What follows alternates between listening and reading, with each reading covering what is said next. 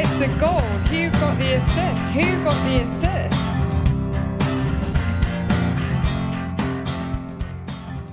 Hello, this is not an FPL podcast. Instead, it's episode 2 of our Sunderland Till I Die watchalong. If you want to partake but missed last week, definitely head back to the previous episode where we kicked this off. We started at about 18 and a half minutes in, as per the advice in the blurb. Just say thanks quickly for all the birthday wishes on Twitter. I had a very, very nice lockdown day, but yeah, it was still cool. Still did a few bits and pieces, which definitely made the day a bit more special than every other day sitting around on my sofa in my flat in lockdown. Joined today by Nick and Stag, of course. Nick, first, you all right? Hey mate, yeah, I'm good, thank you. I've been keeping busy in the lockdown and doing some reading, just enjoying the hot weather in my garden, not in the park, and hanging out with my son as well. So talking about family, my dad, famous for the #DadWatch section, has also been busy. Tweeted recently he's designed an Amazon Alexa football challenge quiz, and if you're interested, it's downloadable for free on Amazon Alexa, and you can also email him at footballchallengequiz@gmail.com if you've got any suggestions, improvements, or feedback. Just to remind, of course, who we are. We are Who Got the Assist. You can find us on Twitter at WGTA_FPL for Tom, at WGTA_Nick, and at FPL Stag for Anthony. And we're also on Instagram, WGTA.FPL. So what's on the pod this week? Evening, lads. So as Tom mentioned already, we'll be looking at Series 2, Episode 2 of Sunderland Till I Die. This episode is called The Old-Fashioned Way. There is a huge number of talking points for the series itself, but also looking at various issues in the world of football and how they're portrayed within a club and how they play out within a club. But first of all, we are going to, like the last few weeks, look at the world of football and the little bit of news that has been coming out in spite of the COVID pandemic that continues to keep us all locked up in our houses. Yeah, moment the COVID pandemic's over and we've got some FPL. We'll be back to FPL, but for now we're on the news and we're on Sunderland Till I Die. So let's start off with that news, and it's it only came out today, didn't it? But there's a possible return for English football on the 6th of June that's been mooted. And the Premier League apparently are offering Wembley, St George's Park to try to figure out how the hell they're going to end the season effectively. I think I saw something like 52 days or 50, is it 52, 54? Something like that is around the sort of estimate they think they need to fulfill the remaining fixtures. What's quite interesting is one article that was on Sports Illustrated earlier this week, and it was talking about the idea of trying to play a league in a vacuum. So there's been talk of playing the Premier League games abroad or maybe within some sort of confined space in England. There's been talk, even Juan Mata said at MUTV just this week that he expects the Premier League to be played abroad. The UFC, which obviously is a very different sport to football, but the UFC have been looking at hiring an island and keeping everyone there for the time. Major League Baseball looking at Arizona. The NBA have been looking at hotels in Las Vegas. You get the idea. The idea is effectively that players and the staff are all in quarantine for the whole duration of the league. They're shuttled to the matches. They train together. Everything basically is to avoid them having any exposure to the outside world. And this Sports Illustrated article basically popped the bubble, really, at the idea that it just can't work. So all of the people who are involved are going to have 2 weeks of isolation in advance. That's including people like broadcasters, the security, the household staff in the hotel who've been looking at people's rooms, and nobody can go in, nobody can go out. They probably won't have families within this either. Testing, they would probably have to have tests every single day for every single person involved. And anybody listening to this in almost any country in the world, they'll know that there are issues with dealing with testing backlogs as it is. So this can't happen in the near future.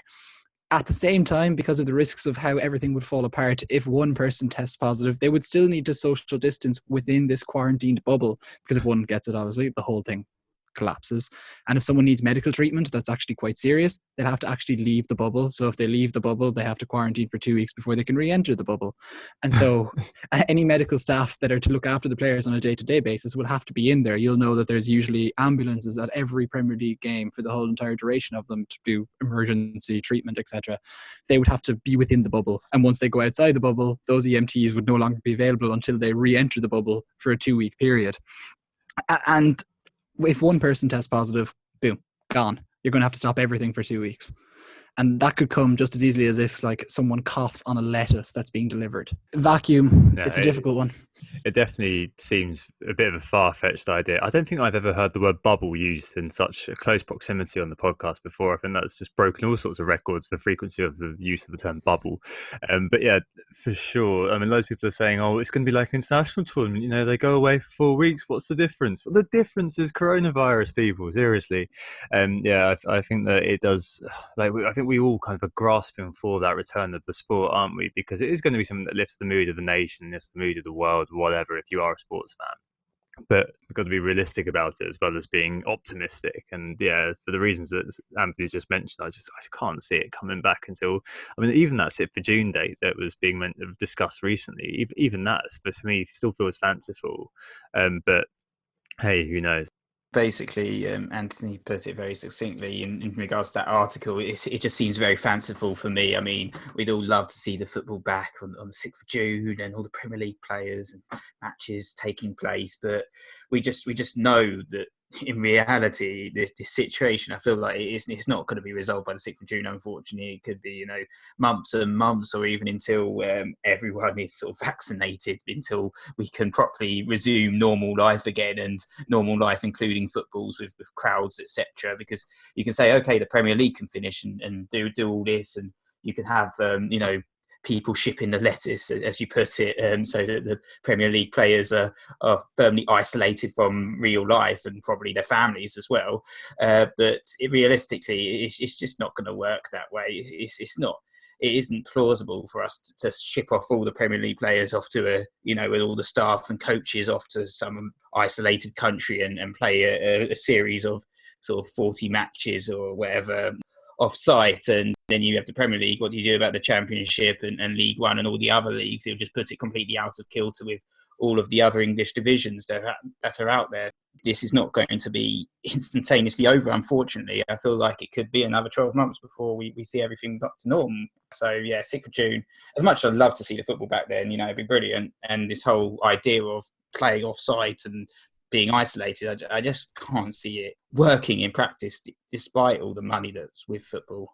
So yeah, like two things on that. So we're quite a long way away probably from having full stadiums full of fans shouting and spitting on each other basically for whole games. It's going to be a while. And then maybe looking at more the world of football again for a second, and that is how maybe the clubs are viewing this. And Ole Gunnar Solskjaer was interviewed during the week on Sky with Gary Neville and somebody else.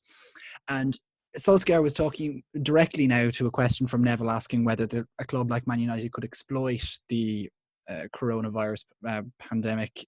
Solskjaer agreed effectively, saying that of course the market is going to change, prices are going to fall, and someone like United will be looking to pick up a bargain there. And actually during the week as well, one agent speaking to The Athletic said, to directly quote, for Man United, Chelsea and Man City, buying players will be like businessmen buying businesses that are on the floor. They will see this as a way of maintaining their place at the top of the table for the next 5 years with no big transfer fees needed. Gives you an idea of probably where this is going. Ending up with kind of that fear of the Super League sort of thing that has been mooted for so long, that you've got like a group of elite clubs that were going to soar away and have a European Super League. But I mean, what it seems to be is that obviously the clubs who have the means are going to be insulated to some extent from this to the current sort of context, and you've got others who are going to be really susceptible to it. I'd be interested to see how it all plays out. But yeah, I think that kind of the news is going to probably become more about when we're going to see at least a return to training for clubs. I know like the Liga have got something in place. The Bundesliga are training with groups of 5, I think it is at the moment, and it'll be really interesting to see when that happens. But that's also a bit of a segue into the final bit of the news, which also coincides with the things that made me laugh this week. It's just Mourinho taking the piss out of social distancing on Hadley Common, and the players he was with as well when he was training them in his iconic sort of lilac training outfit were mind-blowing. Like, what was he doing out there with the likes of Ndombele and Sessegnon and Davinson Sanchez? What's he doing? What are these players doing out there with him? Very bizarre. Well, I mean, Ndombele obviously was someone that Spurs spent a lot of money on. I think it was around 53 million over the course of the summer, and he was the player, as you said, that Mourinho despises. He criticised heavily, but he was criticising basically his fitness over the course of the season, saying he was unfit, couldn't complete 90 minutes, didn't have the didn't have the energy essentially to complete a football match. And we all know, and I'm sure he's aware as well, that he was a fantastic footballer. That's why they spent so much money on him. He was highly praised before he came to Spurs, and his season hasn't been brilliant. But so kind of what happened essentially is that the reports are that Mourinho, he'd already gone out for his exercise that day, and then Mourinho came knocking on his door. Sanchez and Sessegnon happened to be in the park at the same time, but apparently they all live around that area anyway, so they were all kind of like, oh, they're exercising as well. And this Ndombele has been, it's all reports, but he's apparently very unhappy about what happened when he had already exercised, and then Mourinho came and knocked on his door for this impromptu training session, and there's been, as I said, a massive flout of social distancing rules. It's caused rumbles within the senior staff and players. So not been a great week for Spurs, or great couple of weeks from Spurs. Yeah, like even L'Equipe had it, and I just imagine the imagery of this. So as you said, Nick, NW just finished his morning run at a virtual training session when Mourinho, without prior warning, rang his doorbell, saying into the intercom, quote, "Come down, we are going for a run." Yeah, and he was saying, "Oh, I'm really tired, boss. I can't go for a run." Mourinho's like, "This is why you're not in the team." It just seems like farcical, doesn't it? I mean, maybe that was the straw that broke the camel's back with regards to furlough as well. Like they had to, because they all broke social distancing, they then had to do something good to at least take their minds off it. But hey, another interesting week, I suppose, in our weird little lockdown world, our lockdown bubble, I suppose you put it, Stag. Oh, right, let's take a break there. Who got the assist? Who got the assist? Let's move on to Sunderland Till I Die then. And it's season 2, episode 2, the old-fashioned way. Only 30 minutes after last week's 45, but still an awful lot packed in here. And there are a few things I think that we're going to kind of hint at, talk about, and I guess in the style of the show, talk about a little bit, but leave them on simmer, I suppose, rather than bring them up to the boil for this particular episode. But I guess it opens up with a couple of slides, this episode. It states the salaries and divisions as a descending scale from Premier League to League One. 64 grand a week for the Premier League. Championship players have to make do on 14 grand a week, and the poor paupers in League One just get by with 2k. And this is brought into stark relief by Jack Baldwin and his family. There's a little bit of uncertainty. He and his wife are saying, we didn't know where we were going to go before he signed for Sunderland. And he says, this is the pinnacle of my career. And she says, the uncertainty is really, really strange. And I think that's where a lot of stress is in football. You just don't know what's going to happen next. And that's kind of how the show kicks off. And I guess it's kind of foreshadowing the events of the events of the series, but also the events of this particular episode too. On the river where they used to build the boats. Yeah, I think you get this huge parallel sort of between the likes of Jack Baldwin, who obviously sort of a journeyman League One type player who's on this much lower salary, and it's life for these sort of players is very, very different and far removed from the likes of players we saw previously in Premier League experience. Obviously Jack Rodwell was the famous case from the previous series. Baldwin, I think you kind of see a different type of footballer, really, not one who's flashy and full of cash, but instead one that's sort of just lives in a modest house with family values and trying to get by, raise 2 children. Yeah, and it is quite tough as well. I think it's he or his partner speaks about how the fact that if he signed his contract, then of course he would be getting money, but he didn't want to negotiate himself into a bad contract. But if he didn't have a contract, then he would have to go a certain number of weeks without money, and just like any other person, bills would have to be paid. So he was describing his summer as a limbo land, and he's talking about having a career with much more downs than ups. So really, as you say, stark contrast to an awful lot of what we've seen. So the story kind of moves through into the credits, and then we turn into seeing Josh Maja scoring a deceptive finish, is what they've said. And that deceptive finish from Josh Maja. I tell you, that's his trademark, isn't it? We're really starting to already see the groundwork of what Maja is to this Sunderland team, how many goals he scored, how important he is, and that is a thread that begins to run through the whole show. They love a foreshadow on this, don't they, really? Like, it just seems to be that they'll start to put things in place that act as kind of reference points as you go through the show. Like, in episode 6, something will happen that calls back to episode 1 or episode 2. That certainly happened a lot last year, with the importance of promotion back to the Premier League, which was spelt out writ large in episode 1, come episode 6, they made lots of references to that, not from a position of triumphalism like they thought it would be, but from a position of schadenfreude. And they love to build these threads, don't they, in Sunderland Till I Die. And I think what's also good there is how, even the commentary that's on that Maja goal against Burton that starts off the show is they're talking about how that finish has become his trademark finish. He's scoring this goal, not just any goals, but just this particular goal so often. Kind of underlines his importance there. It kind of moves on then, and we get quite a few talking heads coming through with Sunderland second in the league. Charlie is delighted with the fact that Sunderland have picked up 2 wins down south, as he puts it, against Wimbledon and Gillingham. It's quite funny. You see a happy Charlie Metham. He says 6 points, stick it in the back pocket. It's very entertaining. A bit of cockiness there showing as well. But you see everyone. This is a good time for Sunderland after sort of time of such misery that we saw in the previous series. And previously, Joyce de Chef, for instance, says everyone's happy and smiling, and you see George Honeyman who equates it to the gaffer. So it's good news. I mean, even Lee Cattermole was scoring as well. A man who managed 6 Premier League goals in 271 appearances. So. Yeah, really good times, seemingly, in Sunderland. But then, we move over, don't we? And we start looking at the money and the savings. And it, even though it might be good on the football pitch at this particular moment in time, in the back room, there are problems. Yeah, there's a plentiful face palming. You've got a scene with Stuart, who's the owner, Neil Fox, one of the directors, and Richard Hill, the other director, the head of football operations, sitting around talking about the business. And fundamentally, this is what they think. It is the biggest mess of a business that I've ever seen. He says the wage bill is £34 million, a non-playing bill is £12 million.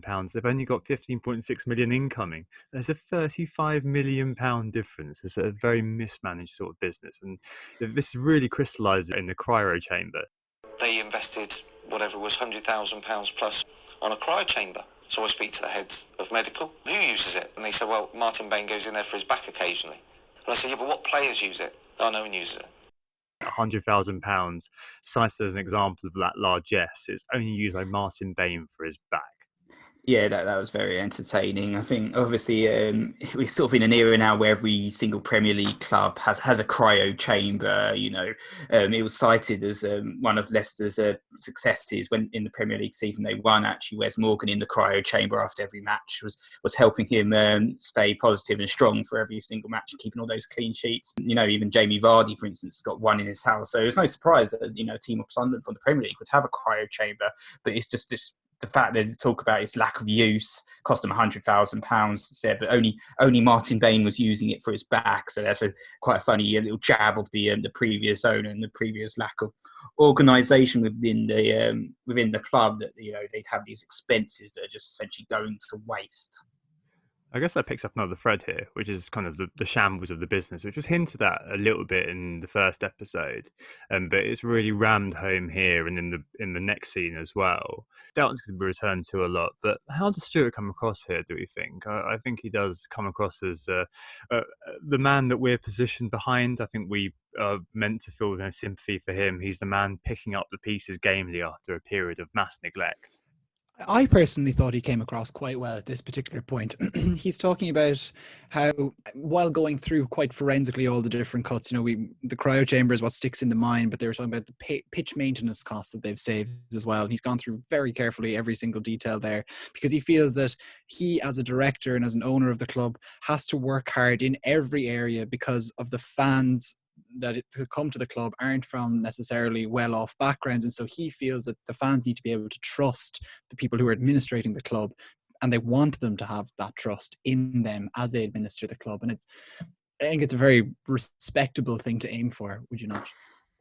Yeah, exactly. I mean, at the end of the day, none of the problems that are in place at this moment in time are Stuart's doing. He's looking at what's gone on over the last 5 to 10 years at Sunderland, and he's thinking, I've got a hell of a job trying to fix this up. And he's identifying the problem areas, the problems that lie within the club, and then trying to see what they can do to get rid of these issues and save monies without, adversely impacting the performances on the pitch as well. So, he's doing his job at this particular moment in time. So I do have a lot of sympathy for him, really, when he's sort of like looking at these books thinking, what the hell is this?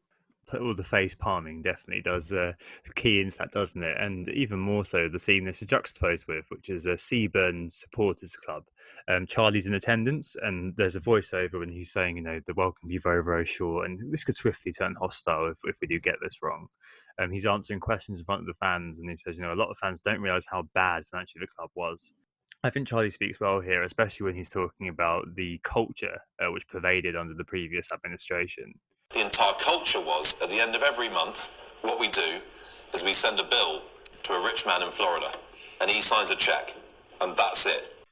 And he picks up the thread from Stuart, I suppose, in that regard. So they're aiming to be self-sustaining, and we've learned a little bit more about Stuart later on as well in this context. But it feels to me like they're trying to use the fact that Stuart won't be bankrolling too much as the positive, so it becomes sort of our club rather than it being Stuart's club. And the clear sort of differentiation between the last administration, which is just sugar daddy, to now we're all in it together, I think was pretty plain here. And I think Charlie did do very, very well, kind of catching on to what we were talking about last week.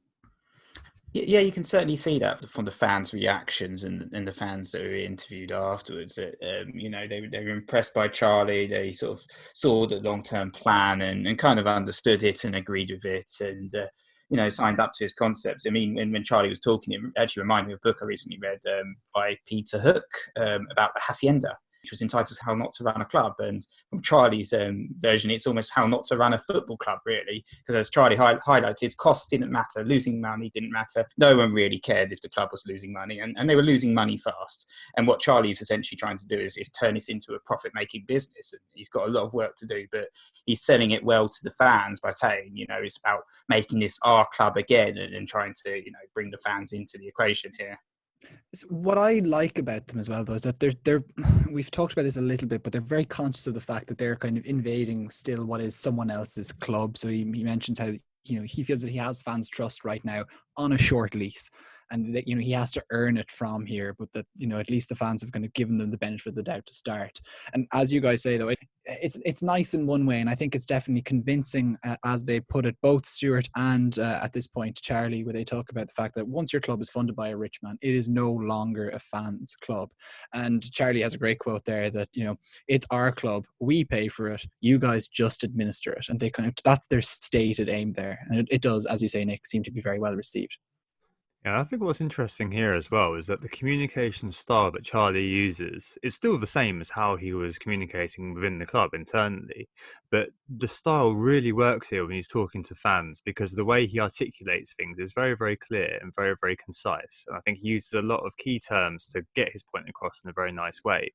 And when he's speaking to staff, though, I think that definitely changes. And we saw that kind of in the previous episodes when he was talking to his marketing team, and I think we may well see this in later episodes too, that the contrast between using that communication style when speaking to the public or your kind of consumers and using that communication style amongst your staff are very, very different things. Because as he says, I'm not going to let the piss take parties is going to stop now, and that pretty much informs what he's going to say here.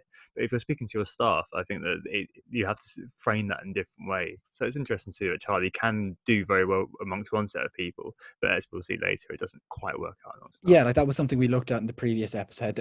The way he kind of spoke to remember when they were talking about the interest payments being 7 million, and none of the staff that were in that meeting seemed to know that it was kind of like, this is part of the problem, you're part of the problem, was the way it kind of came across. Whereas in this meeting, he sits in and he's just like, well, look, we've just inherited a shit show of a club, to quote himself there, and that how Sunderland are being shafted in deal after deal after deal. I think that comes across very well to the fans, because of course the fans did not like the previous owner and the previous regime in the end. So of course, if you just stick the boot into them, it comes across quite well. He did, again though, Charlie did throw the staff under the bus, that he said even the staff didn't comprehend how badly run it was. And you're kind of thinking, okay, this works outside, but inside. Yeah, that was another kind of one of those little links I spoke about earlier that does make you think about that moment where he said the very, very open of episode 1, as you just said, like, oh, none of you have read this, none of you know this. Very bizarre. But it does seem like, we don't really see that much of Charlie in this episode, and it is a lot about Stuart. So the next scene cuts to Stuart in Oxfordshire. He's playing football in his back garden. You hear his backstory a little bit. Oxford's nice to get mentioned, his boyhood club, used to see them We see some sepia-tinged video footage, which I guess softens the blow of last podcast where we were kind of questioning that a little bit. Okay, so it's a little bit more sort of reasonable now. We get that, and he says, why he runs a football club, which I think is really, really cool. He says that he's going to do it the old-fashioned way, which is kind of the he said it moment of this episode. So getting involved in Sunderland gave me a chance to run a football club in what I perceive was an old-fashioned way, whereby everyone would feel that they own their football club again. Like, he's extremely evocative in the way he talks as well, and I think you're kind of getting the idea of how he wants to return to that club that, like he said in the meetings, and like Charlie said in the Seaburn Supporters Club, is that he wants to have the fans club there. That he's evocatively talking about the terraces there, and it's such a normal thing he's talking about, where everyone is standing in the stands at the smells of cigarettes and burgers on a Tuesday night. He just wants to create this warm feeling of his childhood almost. There's a Citizen Kane almost aspect to that. You do see his passion for football in this little segment, and you kind of learn a little bit more of Stuart's backstory, as you said, Tom, a little bit more about the character and why he's in the business. But you kind of contrast quite later when you see the conversation about dealing with agents, which is a much newer factor of football and something he's anti compared to the old-fashioned way of just kind of dealing with the players and on the pitch, as you put it. Yeah, certainly. I think with Stuart, it's his relatability that makes him compelling as a protagonist, I suppose, in this particular setting. I think he is just one of those people who we have the sympathy of, as I mentioned earlier on. I'm sure he's a capable guy. I'm sure he's kind of, his background is one thing, but the enthusiasm and I think the kind of the unassuming nature. I mean, obviously he does have some preconceptions, but he does come across not as naive, but unassuming and just a bit of a nice guy, like the kind of guy you feel like you could be or you could know. And that shepherds you towards liking him a little bit, doesn't it? And his explanation of why he bought a football club definitely is something which is going to resonate with lots of people, and I completely understand that viewpoint. But we buy a football club if we could, guys. Would you do it? Would love to, but getting in a position to buy a football club is yeah. is something totally different. Take all that to one side, but like if say you could just you had the bank balance, all the other stuff was taken care of. Like in films, like everyone's rich, so they don't have to bother worrying about money. So if all that was taken to one side and it was just a football club, you were Stuart Donald or something like that, would you do it? I personally totally would. I think I've really enjoyed watching quite a few of these football documentaries that kind of chart what it's like to be on the ownership or the management side of football clubs. I feel you'll say that they were financial doping, maybe, if you wanted to give a contrary view, but the class of 92's documentaries, they're out of their league and in a league of their own, or whatever they were called, with both BBC and Sky, looking at managing that club, was really interesting too. And I think is this part of the problem with football club ownership, is that everyone who's a fan thinks they can do it and they think they understand it, but there's a multitude of problems and difficulties that come with it that make it so hard. Yeah, I mean, I'd agree with you there, Stag. I would probably give it a go if I had this infinite bank balance, didn't have to worry about a job or anything like that, and could dedicate all my energy to just running a football club. Why not? Yeah, I think it would be a very exciting thing to do. As you said, there's lots of other elements. Unfortunately, you have to get involved. As you mentioned, the class of '92. I remember Gary Neville having to deal with the local council over building the pitch and dealing with, I think people were burning effigies of him virtually. He was having to deal with a lot of crap there, but apart from that, I think it'd be pretty good to do. I think so. I feel like it would be a bit of a thankless task, though, because it's one thing to say, yeah, I own a football club, but the follow-up that's kind of just occurred to me as we've been speaking about this is, what sort of owner would you be if you were kind of the guardian angel, the VC who was just coming in and doing what Ellis Short was doing? You're just signing checks, or are you the sort of owner who's, promoting this self-sustaining model, or are you the sort of owner who's going to be taking it one step further, like the Greek owners all seem to be, in the dressing room wielding guns and then threatening their managers?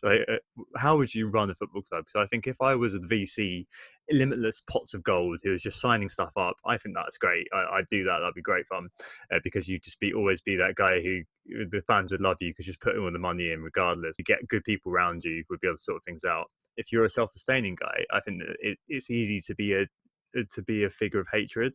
Like if it doesn't go very well and you're just like, no, we're sticking to the plan, we're sticking to our philosophy of self-sustaining. I think Stan Kroenke maybe at Arsenal, like the fact that you're not putting money in because you're sticking to a strategy can easily be turned into a rod to beat you with. And obviously you don't want to be that owner who just I don't know why I said Greek. I think I meant the Italian owners, Cellino, that sort of owner who's just constantly interfering. Like no one wants that sort of owners. I wouldn't want to be that guy. I think I'd only want to do it if I had someone like in charge who was like a football person, and I was just signing the checks, and like maybe an Abramovich with a Mourinho in front of him. Maybe that's who I'd love to be. Rajazan, I think if you watch the Leeds documentary, I kind of like his style of ownership, to be honest. He does have the element that he is trying to self-sustain the club. Obviously, that's very hard in the Championship when it's all about succeeding and gaining that promotion into the Premier League. But he also comes across very pragmatic, doesn't interfere too much, but pays attention enough that he would go to the matches and follow the club. So, I think you can get that kind of level right. I think, obviously, the Class 92 as well, they try and stay off as much as possible. They keep a clear ownership of the club, though obviously with them there's a bit more bankrolling and a bit less profit making. But at the end of the day, owning a football club's not meant to be about turning a profit. And in this hypothetical scenario, it's not about an investment which you're looking to make money from. It's about investing in the club and looking at the long-term goals and ultimately achieving success with the club, and that will require a certain amount of spending money. But you see, I would think that part of the trick is that you need to take a club that's maybe at a low ebb but is large and has potential, like Sunderland, in this position. Because you would think then that your little bit of money and a bit of stellar management would turn the tide. And I guess it's easy to fall into the Stuart Donald trap. And maybe that's why even if you give this a bit of thought, you could still sympathise with him, because that self-funding model is, of course, the more romantic view, and maybe from a commercial sense it's probably the nicer view. I think as an owner I would struggle to be any less involved than Stuart Donald is, put it that way. I think I'd like to be at every game. I'd like to be able to go into the terraces. I'd like to try and be able to engage with fans and to be transparent and to be, I guess, almost like a face of it. I certainly couldn't do an Abramovich thing where you're just kind of just there in the box signing checks and nobody quite knows what you think or what you want from it. But what I do like as well, with FSG have an aspect of this, but certainly the man who owns FC Midtjylland and Brentford and a few other clubs, if I remember correctly, that he's all about trying to instill his own philosophy in terms of he's a professional gambler, and so he tries to use all sorts of different like statistical modeling techniques and emotional behavior modeling techniques to try and put together the right type of squad with the right type of people in the most efficient way possible, and emphasizing stuff like free kicks where there is a higher probability of scoring than open play. And I like that idea of it. And so bringing that sort of new thinking into a club, which is much easier to say sitting here on a podcast on a random Monday night than it is to actually do in practice. But that would be, in my own romantic idea, what I would like to do if I was. So Matthew Bentham sort of thing for you, Daniel Radzani for Nick, and I think I'd be Joe Lewis, wouldn't I, of Spurs, and just put Daniel Levy in front of me to be a lightning rod. I just sign my checks and get on with it and live on a lovely island in the Bahamas. Right, so back to the show, and we're back in training. Jack Ross speaking to the camera in his lovely Scottish brogue on being a realist. It's League One, it's difficult, but cut to an interview with young starlet Josh Maja, who says there's good energy coming from him, and it's been very, very good, and Jack Ross has been great with him and giving him that trust to keep him going forward. This is all interrupted by a slide that says that they need to tie the young players down before the January transfer window. This is juxtaposed with a scene where Stuart Donald is again with his council of war, as it were, and he's saying, he's not signing agents, he's signing players, but dealing with agents, as Nick mentioned earlier, is becoming more and more annoying. But looking at the young players that they've got hold of and young players they don't, I mean, speak about Maja, obviously. He scored lots of goals, as we've been told and shown. So he's the guy they really want to tie down. And Richard Hill says, Maja's demurring, and it's difficult for players to recalibrate their expectations from Premier League to League One. Stuart Donald saying that, that really there's a lot of stuff going on. But he does say this. Josh has had a cracking offer. He'll sign that. We're hearing all sorts, but Tottenham have been to watch him. Which I guess is meant to make you think that he still holds hope, I suppose, but that interest from other clubs, there's some real foreshadowing here, isn't it? And it seems those agents, his agent at least, is out circulating Marge's name everywhere, and we hear about this more and more as the episode goes on. I think this is a good time to talk about agents, because I think in some ways that is positioned as being the new sort of usurper force against the old-fashioned pure way of doing football ownership or doing football as a business in general. So agents, guys, obviously a big impact on Sunderland, and we'll find out later on in this episode with Maja, but just in general, what do you think their impact is on football? How would you regulate them, if at all? So I think with agents, like broadly, I don't think there'll be many people who'll go against us when we say that they probably have a negative influence in football, and that they perhaps at times prey on the vulnerability of younger players who they get onto their books, and perhaps they have more motivations than just looking after their client, the agent. And I think that is no more epitomized really than what we've seen with Mino Raiola over the past few years. He was paid £41 million to transfer Paul Pogba from Juventus to Manchester United. Now, that might sound ridiculous in and of itself, but when you realize that he was paid by all three parties to that transfer, United, Juventus, and Paul Pogba, you get an idea of the sort of thing that's going on. Juventus paid him to bid up the price. It wasn't a sell-on that they agreed there. Raiola was actually contracted by United to secure the transfer itself, and Pogba's role, or what he was paying for, is quite obvious here. And the Guardian report that this idea where agents are working on both sides of deals is actually quite common, and once the clubs kind of waive the idea that the agent needs to be impartial, it's fine. This is just how it is. And that's obviously not an ideal scenario, and just causes unnecessary expense in what is an already inflated monetarily sport. Yeah, I think it's sickening, really. I think for many owners, really, in terms of the amount of money that the agents are picking up. So often you look at the agent and you think, actually, are they acting in the player's best interest, or are they acting in their own interest, really? Because ultimately, if they can broker the deal, broker the moves between the clubs, then they're going to get a huge pay packet as part of it. And you see that later on in the episode when they talk a little bit more about Maja's agent and what his motivations might be in this particular scenario.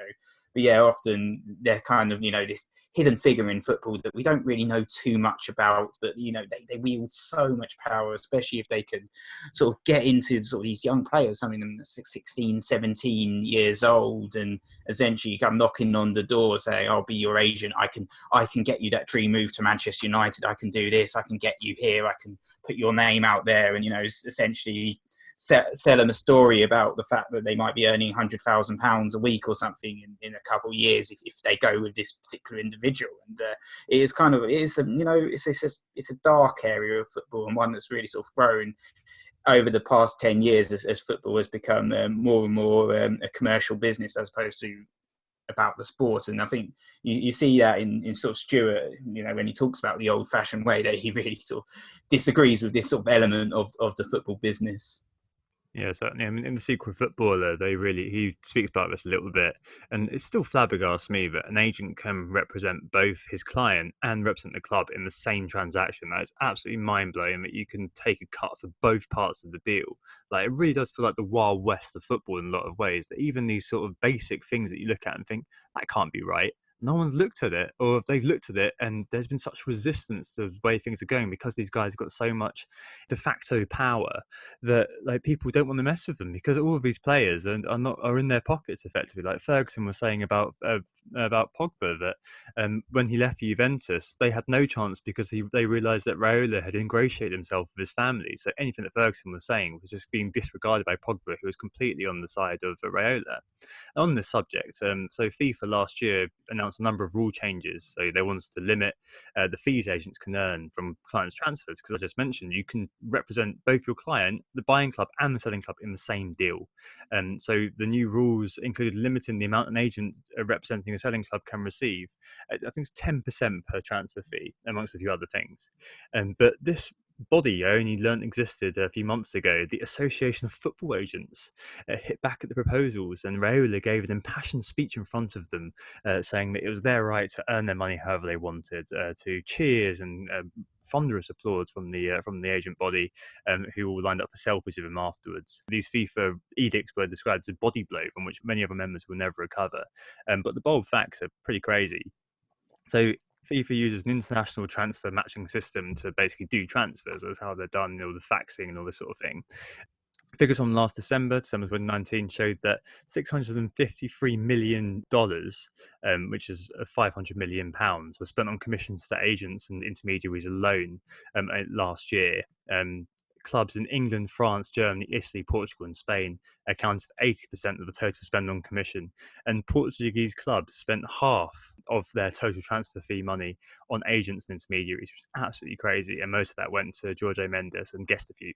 So the impact that these guys wield is absolutely immense. And the fact their tentacles are into everything surely makes it very difficult to row back from, because it is such a dark, furtive corner. They're so skilled in the dark arts. They've got so many players who ultimately wield the power, like it or not, in football at the moment, in their back pocket, that it's hard to see how they can row back. It's such a dereliction of duty that we've got to this situation in the first place, isn't it?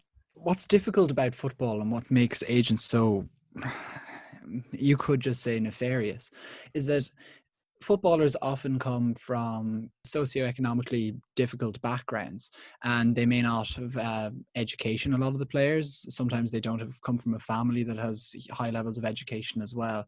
So these agents really have them, because of course the riches that football offers and the life-changing sums that it offers, for not just for the player but for the families involved as well, it means that they can really prey on their vulnerabilities. And of course the thing with football as well is that at 16 years old, there are thousands of players who still think they can make it at, let's say, a top 5 European league level. And what sometimes can make the difference is getting the training. It's getting to the clubs to actually get the trials and being taken on board. And what these agents offer is, because they have, as Tom said, their tentacles in everything, is they offer contacts, they offer opportunities. Sometimes they might get a trial just because the agent is owed one back from some contact or something that they set up previously. And it's that soft influence that they have sometimes. It's not just the hard cash that makes it so difficult to understand, and trying to deal with that, to register, to audit that is just so difficult. Like FIFA we've seen the clear issues they've had in trying to limit, let's say, using percentages of revenues with financial fair play, that clubs will find a way around it. And no more, and also with bringing young players into clubs and paying parents, clubs have found ways around that limitlessly, it seems. And so no more than that, with anything that is done to regulate agents, is going to be extremely difficult to police and to actually implement in the first place. Absolutely, it's such a difficult issue, and I think, to use one of Nick's catchphrases, it's tough. It's probably, in fact, too tough to deal with on this particular podcast. But I guess bringing it back to Sunderland Till I Die, this scene is paired with a scene which is basically a sequence, a montage to underline how important Josh Maja is to Sunderland. Maja goal again. Kevin Phillips saying he's massive for them. Another Maja goal. The Wise Men Say podcast say they like his arrogance. The EFL Matters show say that if the numbers had continued, he'd have been the best finisher ever. Jack Ross was saying that he was going to, he was hoping that he was going to stay. He'd develop him. In that season, Josh Maja had 15 goals and 24 appearances in League One. So yeah, pretty damn decent. That scene kind of all seems to exist just to underline what's been said before and foreshadow what's to come as well. That this guy is just their talisman. He's the guy who's putting the ball in the back of the net for them.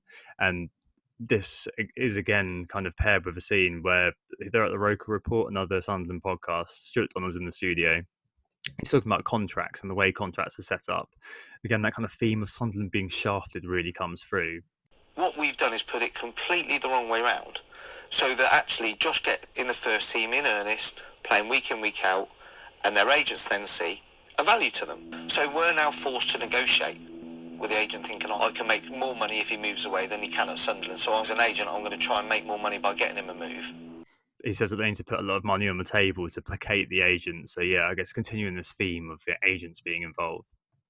Yeah, I think that's interesting. Again, what he says in the Roker Report, it's almost foreshadowing that if Maja leaves the club, it's not necessarily Stuart Donald's fault. It's the fault again of the previous management and the previous administration, because of the fact that these players have been put on these 3-year contracts and they haven't built in any sort of 1-year extension into them. Contracts are very complex things these days with footballers, but there wasn't any evidence. Obviously, in the 3rd year, if he starts playing at this point, he's essentially saying it should have some form of clause to say if Maja plays 10 games or plays 5 games, that he automatically gets a 1-year extension, because it's within that 3rd year that the eyes start to look at him, and the media will start to get interested in this player, and they've basically got to try and then renew all these players on new full contracts, just as just at that particular moment when they're starting to emerge as real players. So yeah, it's very interesting what Stuart says there on the Roker Report podcast, kind of saying, look,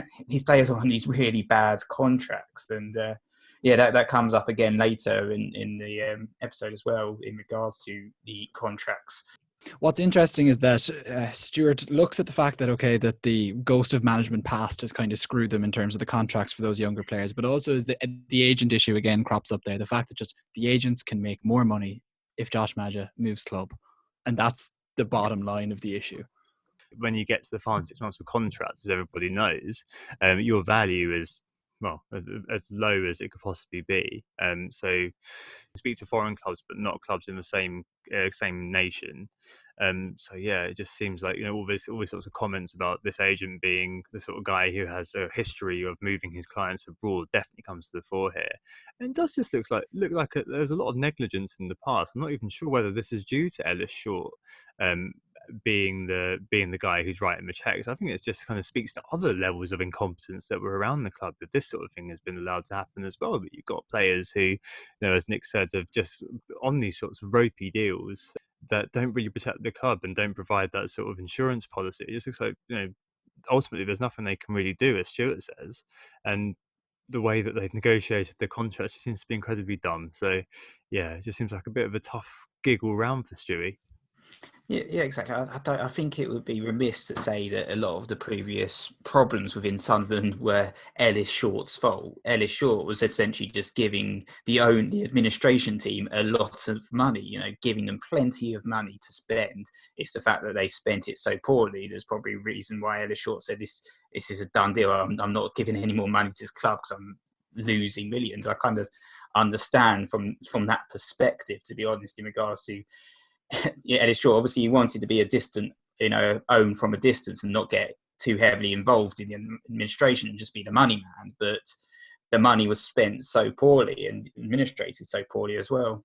So segueing from spending money, we now go back to Luke O'Nien, a jovial character who was introduced to us in the last episode, who genuinely seemed overawed, as we mentioned, by the likes of Brian Oviedo and Aidan McGeady. So he's hanging out with Josh Maja. He says Maja's having a tough time. And he's talked about himself as well, about how he's trying too hard.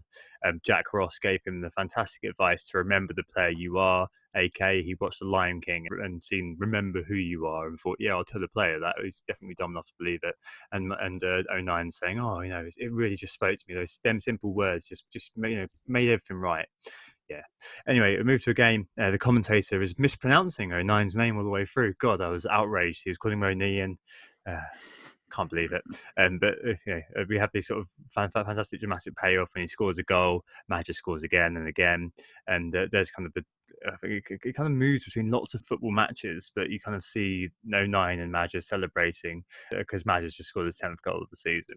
You got number 10. Maja doesn't seem to realise that he'd scored his 10th goal of the season whatsoever. And probably doesn't care. Definitely, yeah, exactly. He's like, I'm going to score 10 in Ligue 1 at the end of this year is all he's thinking. Yeah, on the plane at this point. Spoilers. You can see the happiness of Luke O'Nien. Obviously, he's kind of an innocent, quite a likeable kid, but they actually show Stuart Donald in the crowd, and he's got like a face of thunder. I don't know if that was that particular moment they choose to use, or if that was like later in the game they just did it for dramatic effect. But it shows that whilst everything's happy on the pitch, O'Nien and Maja are smiling and celebrating together. All is not well in reality when it comes to Josh Maja. Yeah, I mean, the season does really progress. You kind of have gone from August all the way to October, November by this point. And it's incredible how spliced up football matches kind of put in to highlight the point and move time on. Really works as a device to show that sort of passing of time, the chronology, because the next thing, it's November and they're sitting in a pub, the management team. And Richard Hill, I think head of football operations, says the limit's been reached, and Josh Maja's agent is basically taking them all for a ride. If he goes overseas, he says the agent will get £1 million. Stuart says, the family trusts the agent. Speaking about what we were talking about earlier, and Richard Hill says, it's nothing to do with Maja. It's all about the agent. Why would you want to leave? They all ask. Stuart Donald saying, football's changed. He's negotiating with a lot of people, and he also says it doesn't look very good for them if Maja does go. If Josh Maja leaves us, we're going to look like a bunch of numpties. the final scene is Maja. He's in the interview and he's being asked the transfer speculation, and he says, "Oh, that's interesting." And he just looks non-committal, doesn't he? He's smiling wryly, and he just looks so dodgy, like so sketchy. Like, he's got all that body language, his hands patting the seat, looks every inch the untrustworthy man. He could not sound more non-committal when he said how he's feeling. I'm here right now, so that's it. That's football for you. And I guess the final talking point for this week's podcast is on Josh Maja. Like, not the final talk about Josh Maja, which I think is going to come next week. Spoiler, was Stack spoiled earlier. But dramatically here, I think he's been portrayed as the antagonist. He's the kind of the enemy, the embodiment of this sort of new invading force in football. But is it fair on him? In some ways, I think producers really do stitch him up, don't they, through representing him this way? I think at the end of the day, I still feel he's relatively sympathetic character. You are talking about an 18-year-old kid, and you saw the clip before where they say it's not about him, it's about the agent. And at the end of the day, the agent is selling him the dream of more money. You have to look at his position. He was with Sunderland as an academy player when he was in the Premier League. They've since suffered 2 relegations. He's now broken through into the first team. He's scored 10 goals in 13, 14 games. He's on fire, performing well. There are rumours of, and I'm sure his agent's in his ears, rumours of the likes of Spurs and other clubs interested in him, and obviously potential for an overseas move. And these moves will include a massive pay for him. And they've also factored in the fact that, I think as Richard said earlier, that Maja, players talk, he'll be aware of the amount of money that the likes of Lee Catamol, for instance, is going to be earning at this particular moment in time for the club. And what's being offered to him, as we saw at the beginning of the episode, that League One players only earn 2k a week. We could be talking a tiny salary and potentially a 4-year contract or something like that, which he's not going to be interested in if his contract's running out and there's a potential that he could earn 10 times that in a Premier League club or League One club. So I understand, and at this stage his future is very much up in the air, so you can understand why he's going to be non-committal. He's not going to say to the documentary makers, "Oh, I love the club, I'm going to be here for the next 5 years, I'm going to Sunderland means everything to me," when if that's not actually the reality, and he knows in his heart of hearts that he's going to be moving. But he's also not going to say the opposite, is he? For me, he reminds me at the end of a Shakespearean character giving a soliloquy. "I'm here right now, so that's it. That's football for you. That's me." With the creepy hand gesture thing in the back, they show him kind of touching the pad that he's sitting on as well. And, it plays off so awfully. And I think when you consider where that episode had started with, all these media types and Joyce in the kitchen talking about how all the lads love to be at the club and it's so great that everything's kind of coming back together. And then you've got him at the end kind of sinisterly tapping away as he plots his way out of the club. It is kind of difficult. And I think, as Tom says, he has been stitched up a bit. And as Nick says, there is good reason why a player like him would want to move to make more money. You're a footballer, you've got 17 years of a career if you do really, really, really well for yourself, and you kind of need to maximize your earnings potential in that time. Absolutely. I think Nick's got it right, that I think he's in a lose-lose situation, because anything he says, then put next to what he actually does, which is going to Bordeaux, is going to make him look bad, whatever the case. Like, if he had, as Nick said, "Oh yeah, I love the club, I'm not going anywhere," he would have looked terrible. As it stands, he's been non-committal. He can't say, "Yeah, I'm on the way out," because, would you do that if you were that guy? I don't think you would either. But either way, your negotiations are going to be, you will be doing yourself out of your deal probably. In terms of the other clubs know that you're definitely leaving and that you've abandoned your chance of signing a contract with the club you're at. So your best thing to do, and the agent probably would have told him, is just stay quiet, say nothing, don't mess this up. I'll handle it. And Josh Maja is very happy to just say, "My agent handles this. I don't know. I don't read the paper. I concentrate on football." Yeah.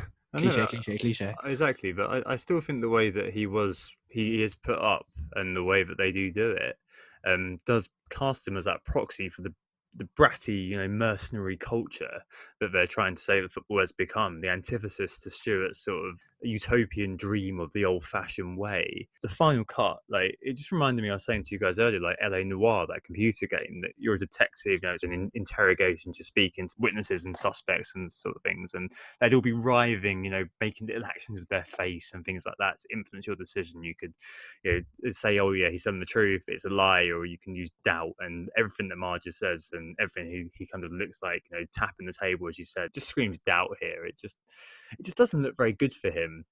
It is a lose-lose situation, but just look at, if you do, obviously do have a beer or something beforehand, but look up Maja as a snake on social media. Like, the guy has an absolute hammering because of this, and arguably the program makers will say that there's no way we could have done it any differently. But I do think that it was a little bit unwarranted, and it did make him look worse than he actually was. Like, as Nick said, probably the agent is the person who is the dark villain. He's just a bit of a front man, a bit of a lightning rod for the criticism that you receive. I mean, there's sort of parallels, I guess, in the last series with Lewis Graben, who I think left in the January window after being sort of their leading scorer in the Championship, and now you've got it with Josh Maja, and you just see, you saw it with the Sunderland fans when Graben scored against them. They're hurling abuse with him. They were hurling abuse at I think it was Darren Bent as well, because there was another former Sunderland player that was, supposedly a snake for leaving. So it seems to be a common theme there, really, in terms of trying to hang on to the forwards. But ultimately, as I said, it's an 18-year-old boy, and probably what they're offering in terms of cash, because they're now a League One club, it's completely different to what he would have been offered if he was a Premier League player or even a Championship player at this particular moment in time and coming through the main squad. So, I personally do sympathise with the player in terms of the decisions that he's got to make in his own career path, which may be very different to Sunderland's, unfortunately, at this stage. I think just with so many of these things in football, it's just so easy for us to kind of sit on the terrace or in a webcam at home and looking at it from afar, and to think, wow, how selfish he is. Wow, this is the wrong thing to do. But once you stick yourself in his shoes, or any player's shoes, in an awful lot of situations that don't involve Kyle Walker, you're going to feel sorry for him. And like, players have huge amount of external pressure on them. Luke O'Nien actually talks about that in the episode itself, with people are always advising them what to do. Oh, you should totally be doing this, or you need to consider that. For an 18-year-old kid, or even for someone who's 30 years old who has only existed in the world of football, that's difficult to deal with. And when you try to empathize with a player, I think often you're going to end up just feeling sorry for them. Yeah, I mean, ultimately, he's a young guy, doesn't really know any better. Like, we all, well, apart from you, Stag, but those people are watching it with the benefit of age/experience. Yeah, I guess you got to try to put yourself in his shoes and empathize if you are the sort of person who's saying, "Oh, what a snake, what a snake." Because the reality is that he's just going to make the best decision for himself, and you would too if you were him. I don't think that you'd be kind of thinking, "Yeah, I'm just going to stay at Sunderland out of, I don't know, out of loyalty or something like that." It just seems like kind of blind loyalty or something like that. If you were doing that, you always want to better yourself, right? It makes complete sense. But Josh Maja has probably seen that. Like, what would he be loyal to? Like, he saw the players a year earlier, all of them have their heads chewed off by the fans. It's like, he knows that it's a fickle thing at the best of times. It seems to be, just given the boom bust cycle Sunderland have been in, it seems particularly fickle there, and the frustration is even extremely difficult to deal with, I would imagine. It's hard to escape. It's the one club in the city, etc. You can kind of see why the easier option and the more lucrative option was just to go. Yeah, it's not like he's actually from the area as well. Like George Honeyman, he's from Lewisham in London, so he's moved up north, far away potentially from where the rest of his family are, and it's not a city that he's sort of grown up with, and he's kind of expected that he wouldn't be spending his entire career in Sunderland, because essentially, as he kind of implied, he owes them nothing really. He's been there for a couple of years, and they've brought him through the youth academy, but he's got his whole career ahead of him, hasn't he? If he had 1 year on his deal, let's say in Stuart Donald's ideal world, come the next summer, whether they got promoted or not thanks to his goals, they'd have probably been looking to force him out of the club to get a fee.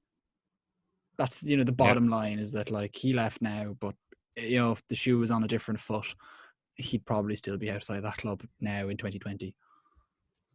Well, he hasn't left yet in this particular little bubble. Just to use that word one more time in this podcast of the show.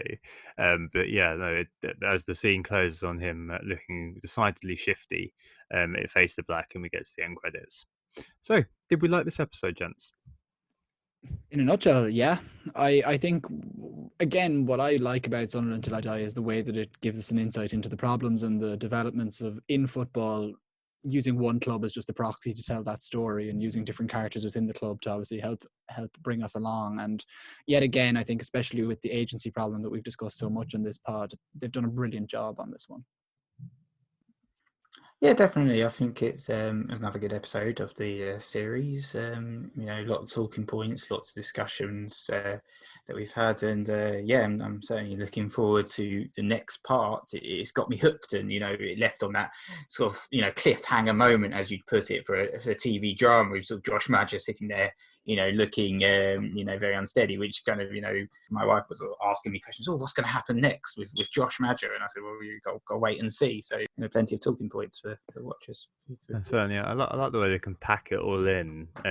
For me, though, this episode really did feel like a bridging episode. It was half an hour, and I felt like they were using an opportunity to set a lot of reference points for our memories. So later on we go, yeah, I remember that was important because he did this, and I remember that was important because they said this. It felt like a collage of lots of snippets of things to me while they were moving on the sort of narrative. It felt like nothing really happened at the club in this period, so they were kind of trying to draw out some of the themes which are going to then be really untangled later on. Didn't really see much of Charlie either, and I think that it was really kind of narrowly kind of focused on Stuart Donald and his vision for the club, and I think it did do a good job of setting, as I've said a few times, Stuart as the protagonist and Josh Maja and Agents as the antagonist, and I like that sort of conflict that's set up for the next episode to come. So it's Pride, Passion and Loyalty is the next one, so I'm guessing we can infer what happens in the next episode, but yeah, there we go. Yeah, I thought it was quite good.